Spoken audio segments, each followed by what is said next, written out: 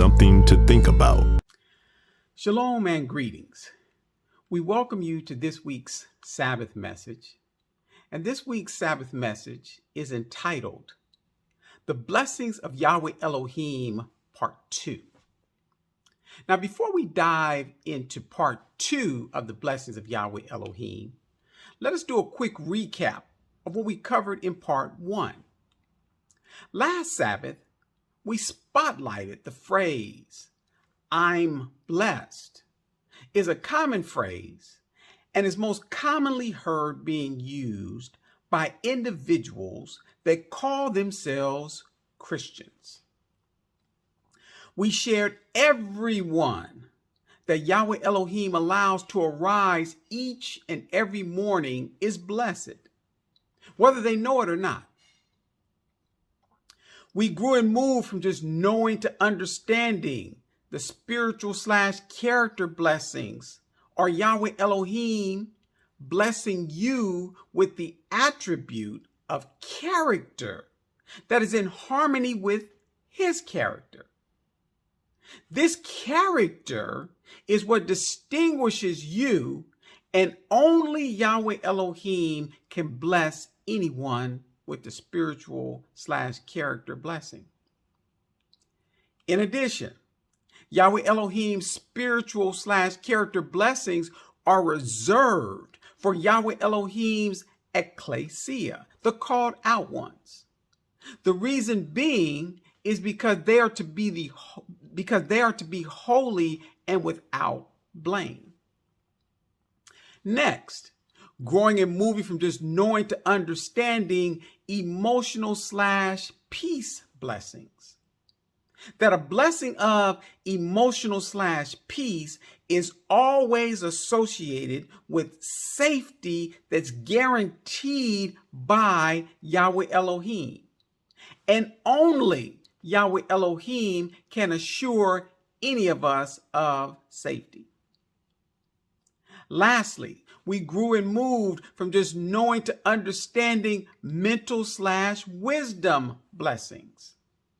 We allowed Scripture to share only through humility, humbling oneself to Yahweh Elohiym, does Yahweh Elohiym grant wisdom and knowledge.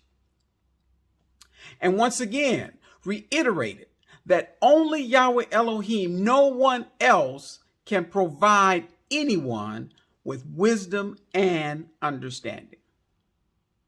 Now, this is an abridged summary of the blessings of spiritual/character, emotional/peace, and mental/wisdom. If you did not see the blessings of Yahweh Elohiym Part 1, it gives detailed explanations of each one of these blessings, and you are encouraged to watch it. It is available on his servant's website and YouTube channel. Let us now pick up with Part 2. We will cover the last two blessings of Yahweh Elohiym. Let us now examine what are physical/health blessings. Now, this blessing is pretty straightforward. So we will allow the Scripture to share with us some examples. We will now go to the book of 2 Kings, the 5th chapter, and we're going to read verses 1 through 15. Now, in this passage of Scripture, it shares of a physical healing of a non-believer to prove that only Yahweh Elohiym can cure and heal, and there is none other. So let us read 2 Kings chapter 5, and we're going to start in verse 1. It reads, Now Naaman, captain of the host of the king of Syria, was a great man with his master and honorable, because by him the Lord had given deliverance unto Syria. He was also a mighty man in valor, but he was a leper. 2 Kings chapter 5, verse 2. And the Syrians had gone out by companies and had brought away captive out of the land of Israel a little maid, and she waited on Naaman's wife. 2 Kings chapter 5, verse 3. And she said unto her mistress, would God, my Lord, were with the prophet that is in Samaria, for he would recover him of his leprosy. 2 Kings chapter 5, verse 4. And one went in and told his Lord, saying, thus and thus said the maid that it is of the land of Israel. 2 Kings chapter 5, verse 5. And the king of Syria said, go, and I will send a letter unto the king of Israel. And he, speaking of Naaman, departed and took with him 10 talents of silver and 6,000 pieces of gold and 10 changes of raiment. 2 Kings chapter 5, verse 6. And he, speaking of Naaman, brought the letter to the king of Israel, saying, now, when this letter is come unto thee, behold, I have therewith sent Naaman my servant to thee, that thou mayest recover him of his leprosy. 2 Kings chapter 5, verse 7. And it came to pass, when the king of Israel had read the letter, that he rent his clothes and said, am I God to kill and to make alive? That this man doth send unto me to recover a man of his leprosy. Wherefore consider, I pray you, and see how he seeketh a quarrel against me. 2 Kings chapter 5, verse 8. And it was so, when Elijah, the man of God, had heard that the king of Israel had rent his clothes, that he sent to the king, saying, wherefore hast thou rent thy clothes? Thy clothes.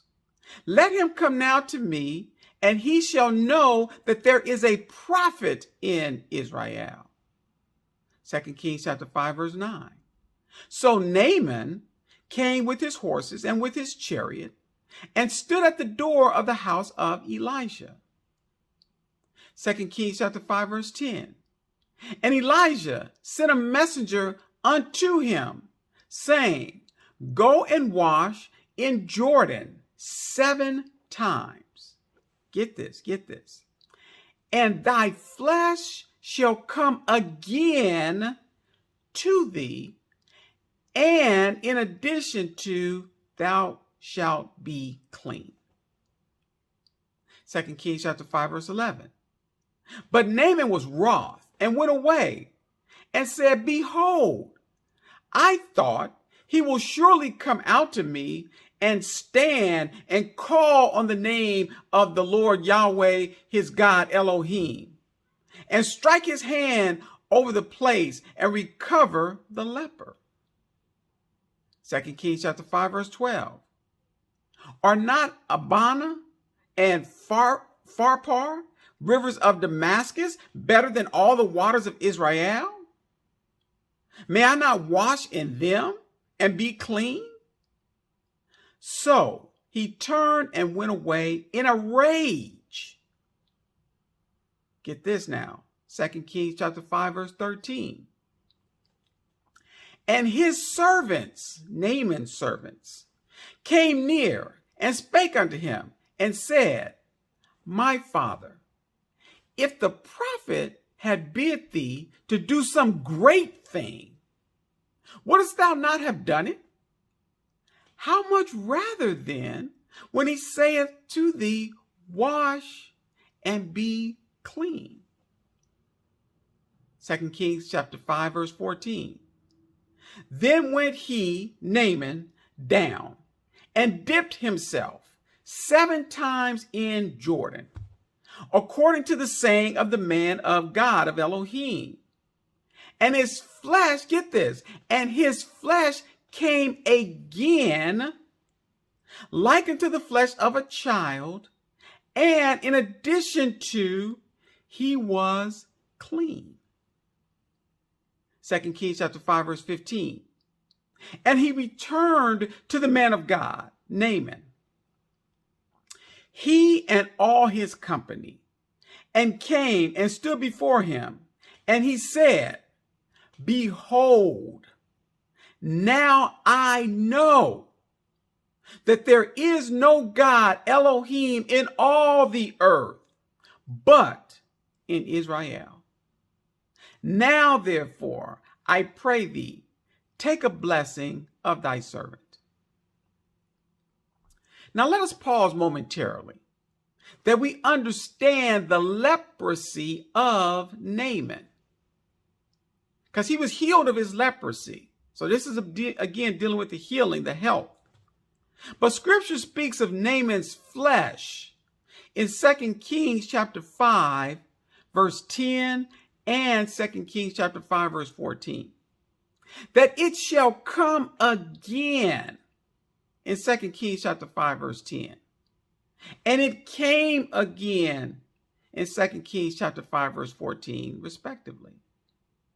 And it goes on to say, in addition to, in 2 Kings chapter 5, verse 10, and thou shalt be clean. And in the 2 Kings chapter 5, verse 14, it says, and he was clean, respectively. Now, it is important to grow and move from just knowing to truly understanding leprosy. This was discussed in some detail in the book, The Beginning of Scriptural Truth, Volume 1, by his servant. Now, the scripture speaks of two types of leprosy. One describes skin with scabs all over it. Another describes one where all of the skin turns white. It seems that Naaman was not born a leper, because in 2 Kings chapter 5, verse 10 and 2 Kings chapter 5, verse 14, it speaks of his flesh coming again. The other important thing to note is it is obvious that Naaman is not prohibited by his leprosy, as he is a military leader, which gives some insight into why the scripture references Naaman's flesh coming again.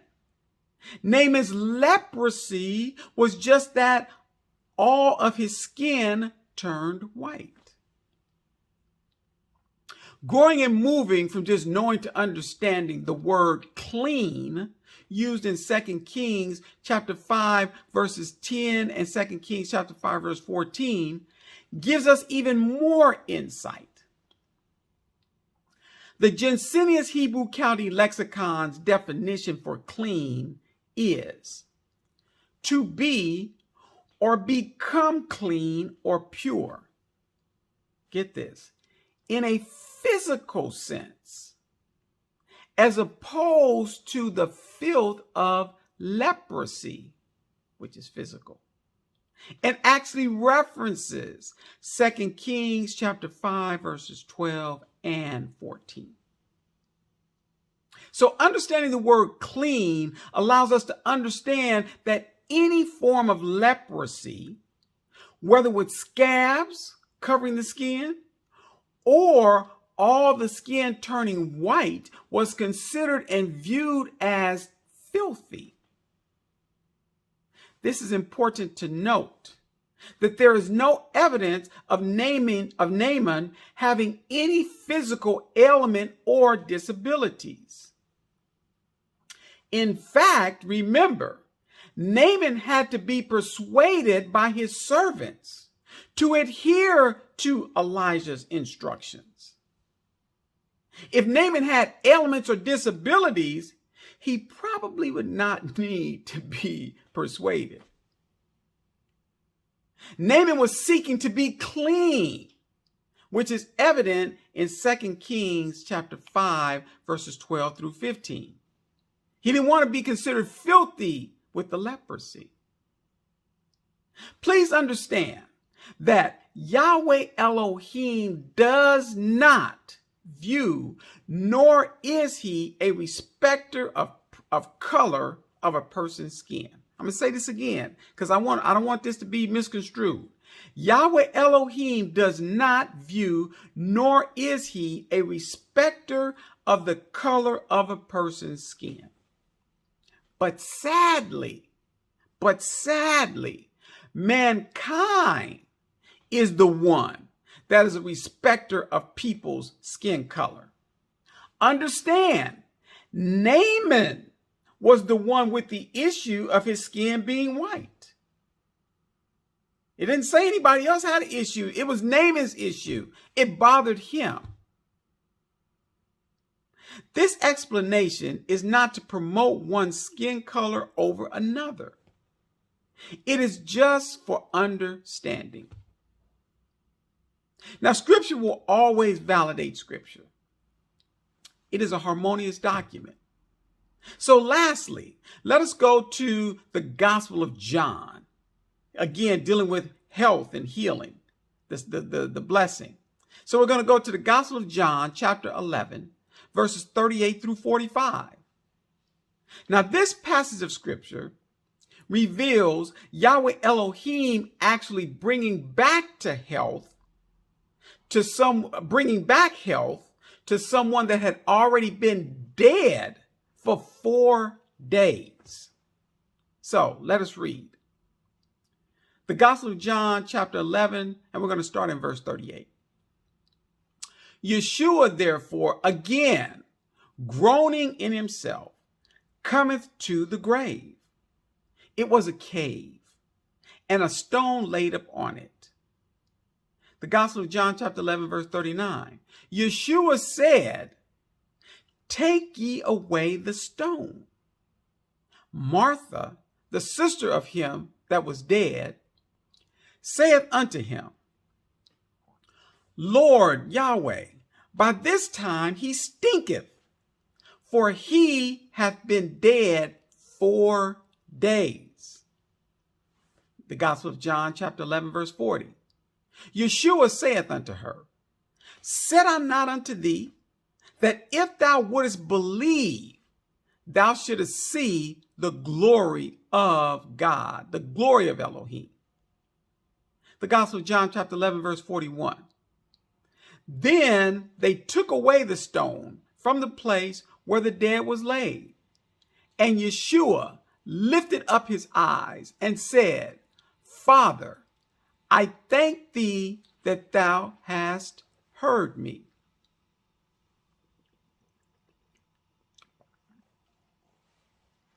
The Gospel of John, chapter 11, and verse 42. And I knew that thou hearest me always, but because of the people which stand by, I said it, that they may believe that thou hast sent me. The Gospel of John, chapter 11, verse 43. And when he thus had spoken, he cried with a loud voice, Lazarus, come forth. The Gospel of John, chapter 11, verse 44. And he that was dead came forth, bound hand and foot with grave clothes, and his face was bound about with a napkin. Yeshua said unto them, Loose him and let him go. The Gospel of John, chapter 11, verse 45. Then many of the Jews which came to Mary and had seen the things which Yeshua did believed on him. We need to move from just knowing to understanding the significance of Lazarus being dead for 4 days. The traditions of the Israelites taught that resurrection from the dead was only possible within the first 3 days. So the belief was that the true Messiah would come and resurrect after 3 days. So the true Messiah would come and resurrect after the 3 days, after that third day. Once again, scripture validating scripture that only Yahweh Elohiym is capable of delivering and sustaining the blessing of physical health. As we grow and move from just knowing to understanding physical health blessing, that it can only be provided by Yahweh Elohiym. Lastly, let us move from just knowing to understanding the blessing of financial/need. So let us go to the book of Deuteronomy, the 15th chapter, verses 4 through 8. This passage of scripture explains what financial or providing our needs blessing is supposed to be about. So let us read in the book of Deuteronomy chapter 15, and we're going to start in verse 4. Save when there shall be no poor among you. For the Lord Yahweh shall greatly bless thee in the land which the Lord Yahweh thy God Elohiym giveth thee for an inheritance to possess it. So again, get this. Save when there shall be no poor among you. Get that. Deuteronomy chapter 15, verse 5. Only if, this Boolean statement, thou carefully hearken unto the voice of the Lord Yahweh thy God Elohiym, to observe to do all these commandments which I command thee this day. So again, we have this Boolean statement. So he's saying that in Deuteronomy 15:4, that save when there shall be no poor among you. So you can actually have it where there will be no poor among you. Get that? Hear what I'm saying. And in Deuteronomy 15:5, he says, but only if, the if then Boolean statement, if thou carefully hearken unto the voice of the Lord thy God to observe to do all these commandments, which I command thee this day, then that will happen. Let us read Deuteronomy chapter 15, verse 6. For the Lord Yahweh thy God Elohiym blesseth thee as he promised thee. And get this, and thou in addition shalt lend unto many nations, but thou shalt not borrow. And thou shalt reign over many nations, but they shall not reign over thee. Deuteronomy chapter 15, verse 7. If there be among you a poor man, get this now, hear this. If there be among you a poor man of one of thy brethren within any of thy gates in thy land, which the Lord Yahweh thy God Elohiym giveth thee, thou shalt not harden thine heart, nor shut thine hand from thy poor brother. Deuteronomy chapter 15, verse 8. Get this. But thou shalt open thine hand wide unto him, and shalt surely lend him sufficient for his needs. Get this. In that which he wanteth. So we see Yahweh Elohiym greatly blessing his peculiar treasure, that they will not have any poor amongst them. Now notice, it does not say that they are wealthy and or rich, but as long as your needs are met, you cannot be poor. Think about this. As long as your needs are met, you cannot be poor. So keep this in mind. As we've shared in previous messages and episodes, that this blessing comes with a requirement of Yahweh Elohim's peculiar treasure. The if-then statement, the Boolean statement. And that is, if you are obedient, then you receive these blessings. The passage of scripture goes on to share that Yahweh Elohim has blessed them as he promised, and that his peculiar treasure will be lenders and not borrowers. Once again, note that it does not allude to them being rich and or wealthy. Because again, if your needs are met, you definitely will not need to borrow. If your needs are met, you don't have to borrow anything. And could possibly have something left to lend to others. Get that. If your needs are met, you definitely won't be a borrower. But if your needs are met, that means that you can also possibly lend to others. This passage of scripture ends with Yahweh Elohim explicitly instructing his peculiar treasure to prove this point. To provide any that may be in need, not just with what they need, but what they need but their needs in what it is that they want. So a person can actually go to them and maybe only need this, but they may want a little bit more. Yahweh Elohim tells them to provide them not with just what they need. You can see what it is that they need, but no, I don't want you to give them that. I want you to provide for them what they want. So not just with what they need, but their wants. So this validates that Yahweh Elohim is meeting the lenders. He's meeting the lenders at their needs so that they have what they need and are able to assist others. Remember, that's just what we said. If you're being met at the level of your needs, you definitely don't need to borrow. But it's also possible that you can lend to others. This is the example of that. So he's meeting them at their needs so they have what they need and are able to also assist others. Scripture validates this by sharing Yahweh Elohim instructs, this is a commandment, the children of Israel to do so. We know Yahweh Elohim is just. We know that. So he would not instruct the children of Israel to do something they were unable to do.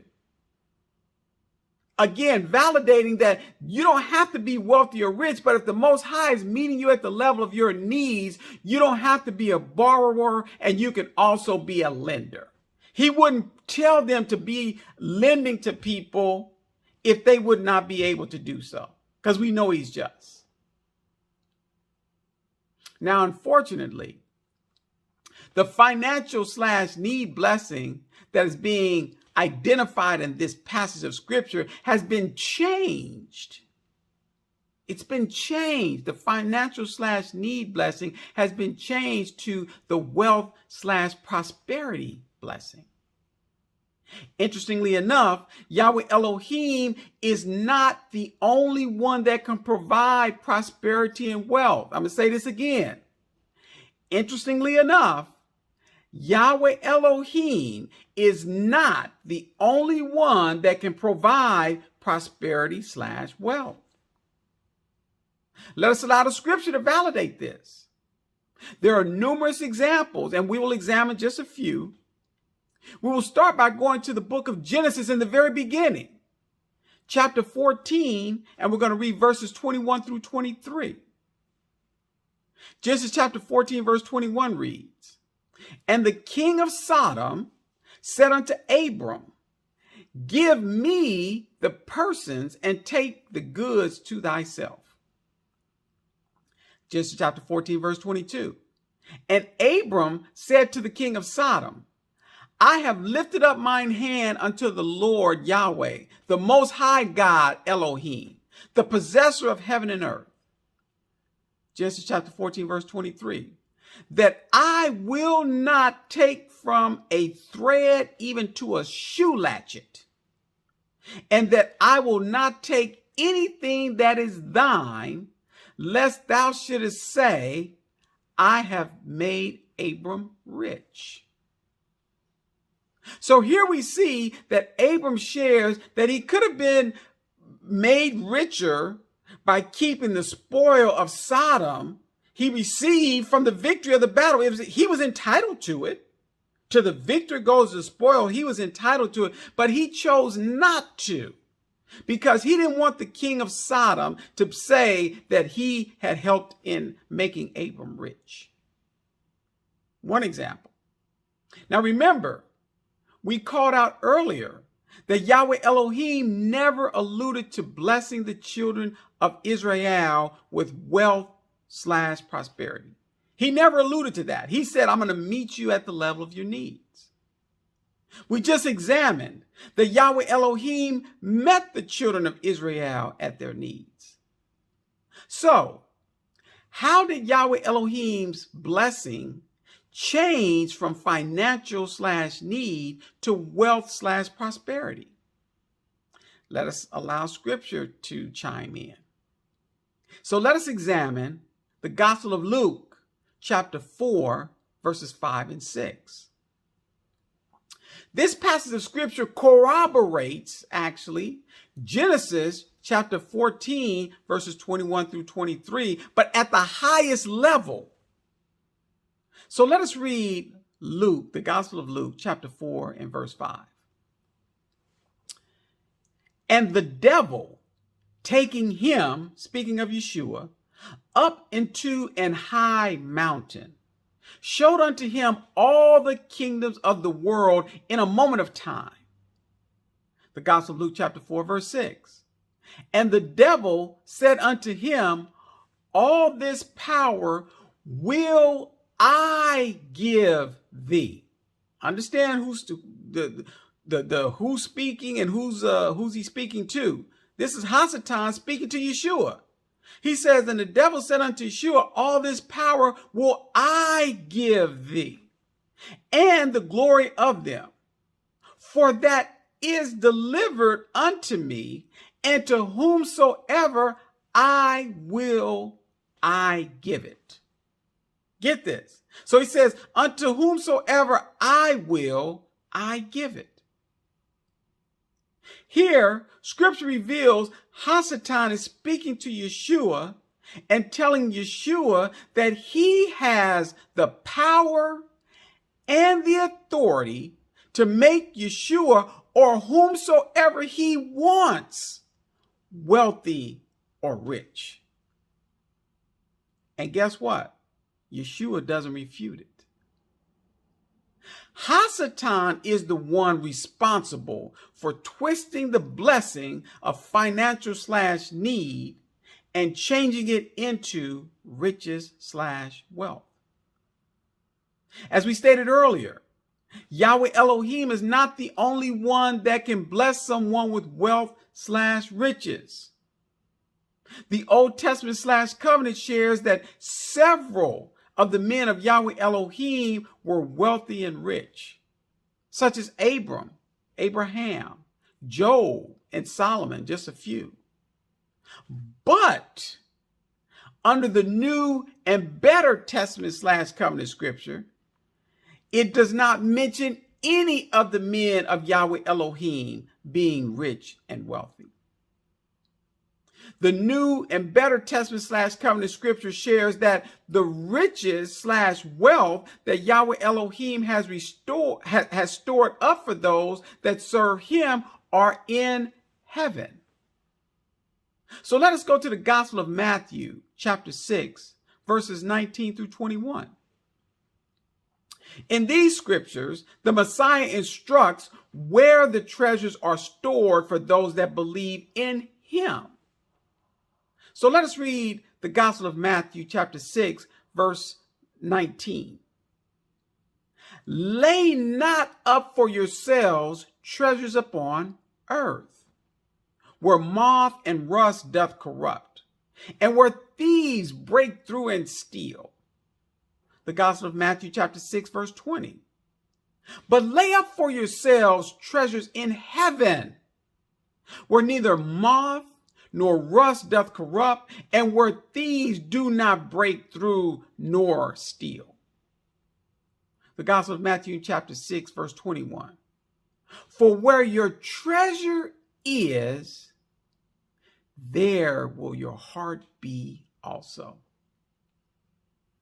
Sadly, of these 5 major blessings we've examined, wealth/riches, which erroneously replace financial/need, is the blessing that most people laud or acclaim most frequently.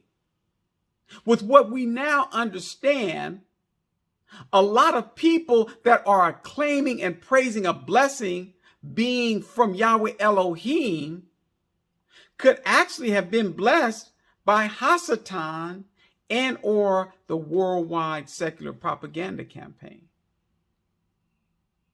In closing, prayerfully, we now have a better understanding of the 5 major blessings of Yahweh Elohiym: spiritual/character, emotional/peace, mental/wisdom, physical/health, and financial/need. Prayerfully, the ecclesia now has enough understanding to acknowledge and recognize Yahweh Elohiym for more than just some type of financial windfall, and that we do it on a daily basis. I would like to invite you to fellowship and worship the Sabbath with the ecclesia next Shabbat, next Saturday morning at 10 a.m. Eastern Standard Time. In addition, please join the ecclesia every Wednesday evening at 7:30 p.m. Eastern Standard Time for prayer. The link for both is provided on his servant's website.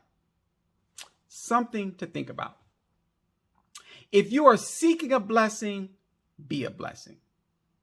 If this episode of Something to Think About has been a blessing, assist us with your time, talents, and finances in continuing to grow and move from just knowing to truly understanding the word of the Most High, Yahweh Elohiym.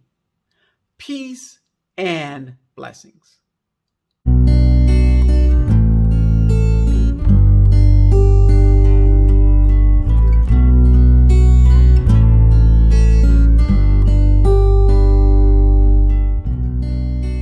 His servant encourages you and prays that you will continue with him on the journey of growing and moving from just knowing to understanding the word of the Most High, Yahweh Elohiym. To support you on your journey, his servant offers the following resources: his servant email address. Please feel free to reach out to his servant at any time with any questions, concerns, suggestions, and or comments. His servant website and his servant YouTube channel. You are encouraged to subscribe to be alerted of new content. In addition, his servant recommends reading or listening to the beginning of Scriptural Truth, Volume 1. It affords a strong beginning foundation in not just knowing, but understanding the Scripture.